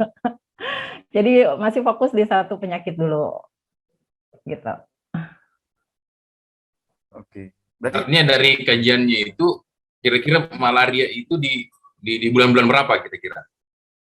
Iya, bukan malaria, ini beda nih. Ini malaria sama DBD, sama DBD ini sama-sama dari nyamuk, tapi jenis nyamuknya berbeda gitu. Kalau malaria itu pembawanya adalah nyamuk Anopheles, kalau DBD ini nyamuknya adalah nyamuk Aedes aegypti gitu. Tapi memang kedua faktor ini termasuk yang sensitif gitu terhadap variabilitas iklim yang ada di Indonesia gitu. Jadi kalau untuk DBD sendiri ini nanti kita akan lihat bulan-bulan apa yang potensi akan terjadi penambahan kasus DBD itu meningkat gitu. Nah, kalau kita dari historis, kalau kita lihat dari historis, ini memang peningkatan kasus DBD itu banyak terjadi 2 bulan, sekitar bukan 2 bulan ya maksudnya, sekitar puncak hujan gitu, setelah beberapa puncak hujan. Jadi kalau di Jakarta itu terjadi kasusnya itu justru setelah sekitar 2 bulan setelah puncak hujan gitu, setelah Januari Februari. Nah kemudian biasanya tuh akan terjadi ada lag dulu gitu, ada lag. Nah kemudian terjadi penambahan kasus gitu. Biasanya sih seperti itu. Tapi nanti kita lihat gitu bagaimana dalam 12 bulan dalam 1 tahun tersebut fenomenanya seperti apa sih gitu. Di bulan Januari seperti apa, kemudian di Agustus seperti apa gitu, kemudian di akhir tahun seperti apa gitu. Nanti akan kita lihat bagaimana prediksinya menggunakan model-model statistik gitu. Mungkin seperti itu. Oke, baik. Terima kasih Bu Manun penjelasannya. Mungkin nanti kita bisa mengundang juga nih Pak Pusma, karena Pak Pusma ini kan. Jadi mungkin untuk Bapak Ibu siapapun, jadi kita program ini yang kita sebut sebagai acara menyapa negeri, gitu ya. Jadi mencari-cari nama, kemudian oke kita buat aja namanya menyapa negeri, karena kita tahu alumni itu tersebar di mana-mana gitu ya. Jadi kita ingin sapa nih seluruh alumni dari Departemen Geofisika Meteorologi gitu ya, yang ada di seluruh wilayah Indonesia, termasuk juga di luar Indonesia, untuk berdiskusi kembali gitu, merefresh kembali gitu, kira-kira waktu memahami atau mempelajari tentang iklim itu seperti apa dan bagaimana sekarang gitu, dan kira-kira ingin membuat menjadi masukan juga kira-kira perkembangan keilmuan iklim untuk saat ini itu seperti apa. Nah itu yang sebenarnya kita ingin diskusikan gitu. Jadi kita akan mengundang siapapun, atau mungkin ada yang menginformasikan mau sebagai narasumber, bisa kontak kami gitu. Jadi nanti kita akan bisa range waktunya gitu ya. Jadi baik, terima kasih Pak Pusma dan juga tadi Ibu Mamnun untuk pertanyaan. Dan kita tidak terasa udah hampir 1,5 jam ya kita udah diskusi terkait dengan ini mungkin saya minta satu lagi, kalau misalkan ada yang ingin menanyakan gitu ya terkait dengan diskusi hari ini, saya persilakan.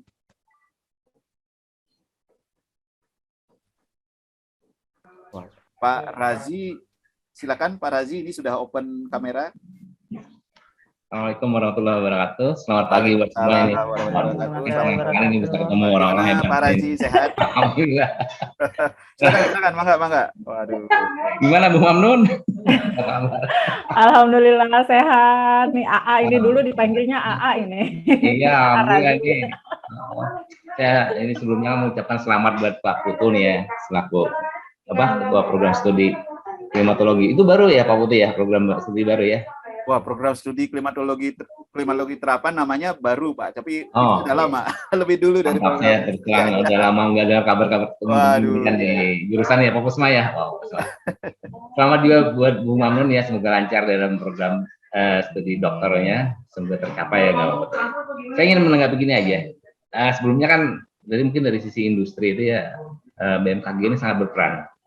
Yang saya tanggapi dalam pekerjaan saya ini kan kita tuh terus terang juga bergantung kepada BMKG nih, misalnya dalam penyediaan informasi terkait kejadian angin ribut, misalnya hujan besar dan segala macam, karena itu masih dibutuhkan datanya. Misalnya dalam satu waktu pernah kemarin kejadian, nah itu kita bangunan kena angin ribut segala macam. Nah salah satu syarat untuk klaim asuransi adalah dari informasi BMKG itu, surat dari BMKG menyatakan bahwa di satu lokasi tersebut memang benar terjadi angin ribut dan presipitasinya cukup tinggi gitu. Itu memang yang berhubungan dengan industri ya Bu Mamnun ya. Terus terang sama ini bagus sekali gitu kan. Ya mungkin salah satu lagi tadi dengan bahasan Bu Mamnun yang terkait masalah demam berdarah ya dengan hubungannya iklim, itu mungkin akan jadi terobosan baru ya, karena sebenarnya kan di Indonesia ini yang cukup membunuh juga penyakit itu adalah demam berdarah ya Bu ya. Betul. Jadi beberapa kasus yang saya dengar dari kerabat, rekan dan segala macam, rata-rata putra-putranya itu meninggal karena demam berdarah itu. Jadi kalau ini nanti ada modelingnya bisa dibuat dan segala macam, hasil dari Bu Mamnun ini depannya bagus sekali tuh, kita akan tahu prediksi kira-kira bulan-bulan berapa yang puncaknya. Di situ kan akan ada dari sisi kesehatan nanti arahan-arahannya gitu kan ya. Betul. Misalnya apa gitu kan terkait pencegahan misalnya begitu. Saya salut sekali Pak Putu. Bagus sekali kajian ini. Bagus sekali. Karena kan benar juga ya, karena nyamuk itu sangat tergantung dengan iklim. Kalau lagi panas segala macam gitu kan, banyak pada bermunculan nyamuk-nyamuk tuh. Iya, betul. Dan kita kan tidak tahu namanya bendanya nyamuk, kapan gigitnya, tiba-tiba demam aja anak-anak misalnya. Gitu. Ya. Ini cuma gitu doang. Kasih selamat. Baik. Terima kasih Pak Raji. Mau ketemu ini kangen doang ya. Wah, siap. Siap. Ya, ini memang apa namanya, kita buat kegiatan ini salah satunya untuk ya tadi menyapa gitu ya, dan kemudian juga sekaligus kita jangan sampai iklim itu menjadi bahasan yang rumit gitu ya. Kita ingin membawa keilmuan iklim ini menjadi sesuatu yang sama dengan orang berbicara tentang ekonomi, orang berbicara tentang manajemen gitu. Jadi bukan hal yang begitu mendengar iklim, waduh, langsung mundur satu langkah gitu. Tapi justru kita maju gitu ya. Jadi itu ya, mudah-mudahan kita dengan hal-hal seperti ini ya, tentu seperti tadi disampaikan di awal, kita ingin kolaborasi, kerjasama dan sebagainya secara bersama. Ya. Karena selama ini kan orang nggak menganggap iklim istilahnya terpinggirkan gitu kan ya, benar nggak? Cuman pada kenyataannya sangat dibutuhkan, terutama untuk klaim asuransi. Kalau nggak BMKG-nya nggak diterima tuh klaim asuransi.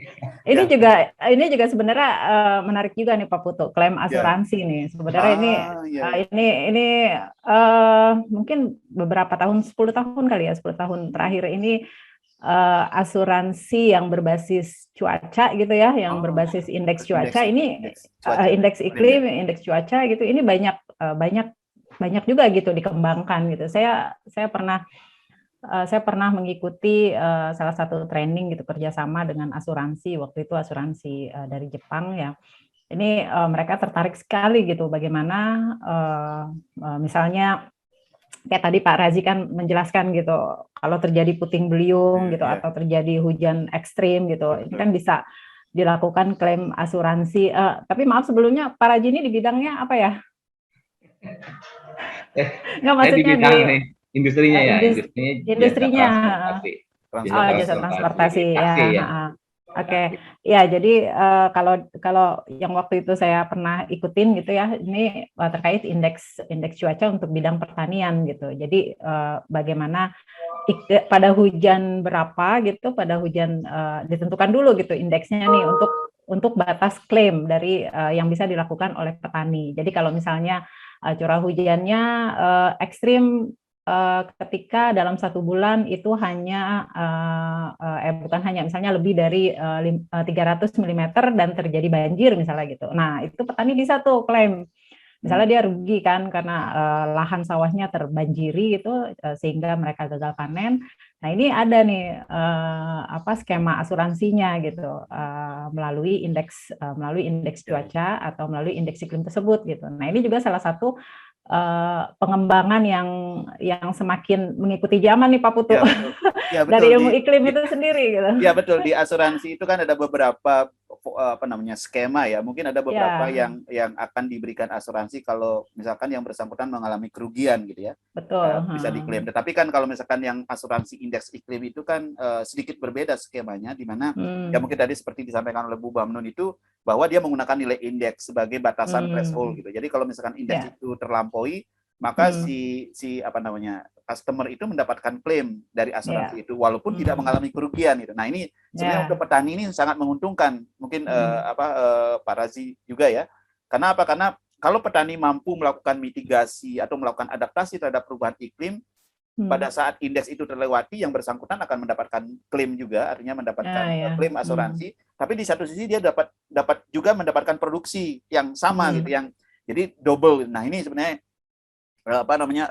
asuransi jangan sampai hanya merugikan jadinya, tapi bisa juga memberikan keuntungan itu kalau pada saat si petani atau siapapun sebagai customer-nya itu mampu melakukan adaptasi di bidang iklim ataupun kegiatan-kegiatan yang menyesuaikan dengan iklim. Jadi gitu kira-kira, mudah-mudahan ini perkembangan juga yang keilmuan ini bidang ini cukup pesat gitu ya. Mudah-mudahan juga bisa terimplementasi, karena saat ini memang masih dalam ranah riset kalau tidak salah, jadi belum terimplementasi karena perlu sinergi dari berbagai pihak gitu untuk melaksanakan ini. Jadi gitu kira-kira Pak Razi. Terima kasih banyak ini sudah bergabung ya. Sama-sama. Terima kasih. Pak Razi. Terima kasih. Baik. Ya, terima kasih Bu Manun. Ya, kita sudah hampir 1,5 jam. Kalau misalkan apakah ada lagi nih yang ingin kita diskusi atau yang ingin menyampaikan sesuatu? Nah, sebelum nanti saya kembali ke Bung Mamnun ini sebelum kita tutup untuk sesi hari ini. Silakan. Pusma mungkin Pak Pusma lagi. Pak Pusma, apakah ada yang ingin disampaikan lagi? Cukup, Pak dosen. Ya, baik, terima kasih.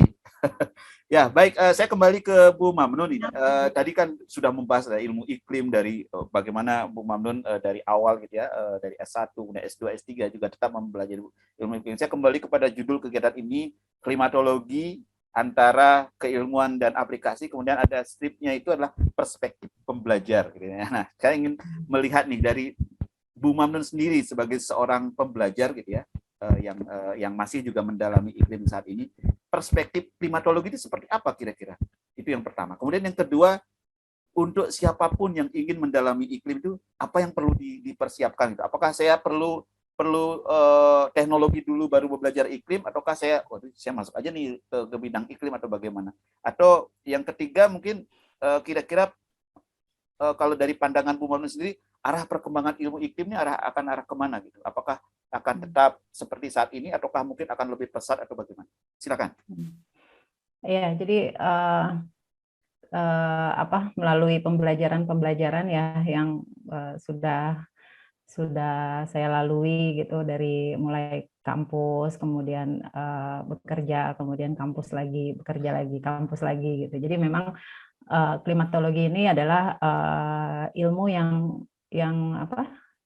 sebenarnya itu dekat sekali gitu dengan kita gitu, dekat sekali dengan kehidupan sehari-hari kita tanpa kita sadari, atau dengan sadar atau tanpa kita sadari gitu. Tapi ini sangat dekat sekali. Tapi mungkin kalau kita belum memahami, mungkin kita belum sadar bahwa itu adalah termasuk dalam bagian dari klimatologi gitu. Jadi banyak hal yang bisa kita gali gitu dari keilmuan ini, dan kita gali, kita pelajari, kemudian kita bisa pahami gitu, dan akhirnya bisa kita jadikan ini sebagai bisa jadi sebagai pekerjaan, artinya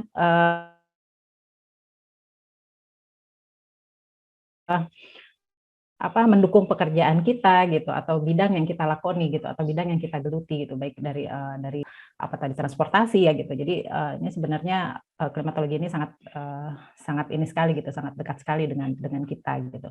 Nah, kalau untuk tadi gitu, bagaimana misalnya ada seseorang yang ingin belajar gitu, apakah dari mana sih mulainya dulu gitu? Ya, dari mana dia memulai, betul. Dari mulai dulu gitu. Ya, mungkin bisa berangkat dari tadi ya, dari mengenali fenomena-fenomena yang kita rasakan gitu di sekeliling kita. Setelah itu yang mungkin bisa dari menggali berbagai informasi, baik dari internet, dari buku dan sebagainya gitu, dan memang kalau memang sudah lebih tertarik lagi untuk dijadikan saya ingin melanjutkan sekolah gitu, atau ingin kuliah misalnya, itu juga bisa menjadi satu pilihan gitu, dan ini pun prospeknya ke depan juga menurut saya sangat menjanjikan gitu, karena iklim ini kan terus berkembang sangat pesat gitu, dengan isu-isu yang semakin banyak gitu sekarang, apalagi dengan isu dampak perubahan iklim yang kenaikan suhunya udah semakin mengkhawatirkan gitu, sehingga banyak sekali hal-hal yang masih bisa sangat kita pelajari gitu untuk untuk sustainable kehidupan kita juga gitu nantinya di depan gitu. Jadi ini masih banyak kita pelajari gitu. Kemudian apalagi tadi ya. Kira-kira kalau melihat dari perkembangan perkembangan ilmu iklim ini arahnya akan kemana? Kan dengan perkembangan teknologi saat ini, kira-kira akan mengarah kemana perkembangan ilmu iklim ini? Apakah mengikuti zaman gitu ya, ataukah mungkin akan justru dia melompati atau bagaimana istilahnya itu dengan perkembangan teknologi saat ini? Iya, kalau kita cermati ya dengan perkembangan yang ada gitu, dengan teknologi ada, sebenarnya ilmu iklim ini sangat mempunyai peluang yang besar gitu untuk dapat mengikuti arus informasi maupun arus teknologi yang berkembang gitu saat ini. Hanya bagaimana kita yang tadinya yang tadinya textbook misalnya gitu ya, atau teoritis sekali yang kita peroleh di kampus, kemudian ini kita kita kembangkan dengan mengikuti perkembangan yang ada gitu. Karena sekarang banyak sekali tuh yang memanfaatkan informasi iklim untuk dia mengembangkan tools gitu untuk apa namanya, untuk misalnya untuk pertanian, untuk hortikultura dan sebagainya gitu. Jadi untuk kedepannya itu ini masih sangat terbuka sekali gitu. Bagaimana ilmu iklim bagaimana ilmu iklim ini dapat berkembang mengikuti sesuai dengan perkembangan teknologi ke depannya gitu. Jadi ya masih sangat terbuka. Masih terbuka, artinya masih banyak peluang yang perlu, dan juga ya kita sendiri juga masih banyak hal yang perlu dipelajari mengikuti kondisi saat ini dan lain sebagainya itu dalam ya mengembangkan, dan juga saya kira mungkin arahnya akan lebih kepada aplikatif sepertinya ya. Jadi di satu sisi mungkin perkembangan keilmuannya sendiri didukung oleh teknologi, tapi akan lebih banyak di aplikasi gitu ya. Jadi yang akan bisa dimanfaatkan langsung oleh masyarakat. Karena sekarang kan kita tergantung dari kecepatan informasi itu ya. Informasi itu sudah sangat-sangat cepat itu berubah dan sebagainya. Baik. Wah, harus bisa berimbang nih, harus bisa mengimbangi, beradaptasi dan sebagainya. Wah, luar biasa ya kita diskusi pada pagi hari ini ya, pada saat kita awali ini sudah mulai menjelang mau weekend sebenarnya, tapi kita diskusi ya, kita tidak diskusi secara berat tapi kita santai.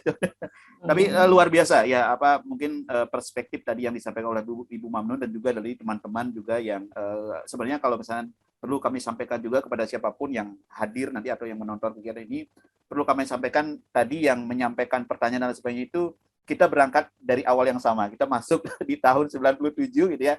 Dan setelah 34 selesai, ya, 34. Kalau di IPB kami sebut sebagai angkatan 34 gitu ya, dan setelah itu kita menyebar gitu ya, dan ya di kegiatan ini kita ada beberapa juga yang bergabung, dan ini seperti acara reuni gitu. Terima kasih banyak ini untuk teman-teman. Nanti kita bisa diskusi lanjut karena waktu ya, kita sudah hampir lebih dari 1,5 jam gitu ya. Jadi itu kira-kira mungkin saya sekali lagi mengucapkan terima kasih ya untuk Ibu Mamnun yang sudah menyempatkan waktunya untuk hadir pada kegiatan hari ini. Tentu apa yang tadi disampaikan menambah perspektif kami gitu ya, dan juga menjadi masukan kepada kami di program studi klimatologi. Ya, sebagai informasi juga sekali lagi saya juga menyampaikan bahwa di Departemen Geofisika Meteorologi IPB University Fakultas Matematika dan IPA kami mengampu 3 program studi, yaitu program studi sarjana meteorologi terapan, ya, kemudian program studi pasca sarjana klimatologi terapan untuk magister, dan pasca doktoral klimatologi terapan. Jadi ketiga program studi tersebut ada di IPB University. Silakan saja kontak kami ataupun berdiskusi, mungkin informasi apa yang silakan kontak kami terbuka untuk diskusi. Baik, itu yang bisa disampaikan. Terima kasih banyak untuk waktunya Ibu Mamnun. Ini saya akan coba buka. Terima kasih banyak. Ya, di sini kalau kita lihat ada Pak Sego Ginting juga gitu ya, Pak Kusma dari Pak Debida dan sebagainya. Jadi mudah-mudahan ini akan menjadi waktu ya nanti untuk berikutnya kita akan mengundang teman-teman ini untuk diskusi. Baik, demikian yang bisa disampaikan sekali lagi dalam kegiatan Menyapa Negeri seri 5 yang dilaksanakan oleh program studi klimatologi terapan. Mudah-mudahan kita akan bisa berjumpa kembali pada kegiatan Menyapa Negeri seri berikutnya. Terima kasih atas waktunya. Saya akhiri untuk kegiatan hari ini. Selamat pagi, selamat beraktivitas. Sampai jumpa. Terima kasih. Ya, terima kasih banyak.